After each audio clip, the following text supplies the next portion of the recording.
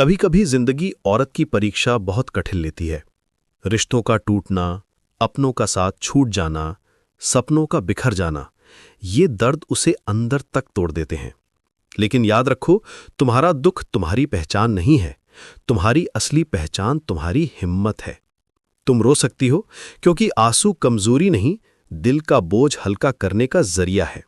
लेकिन हमेशा याद रखना, तुम वही औरत हो जो दर्द सहकर भी मुस्कुरा सकती है। तुम्हारे भीतर वो ताकत है जो हर अंधेरे के बाद नई सुबह ला सकती है। जिसने तकलीफ देखी है वही सबसे ज्यादा मजबूत बनती है। तुम्हारा हर घाव तुम्हें और गहरा और समझदार बना रहा है।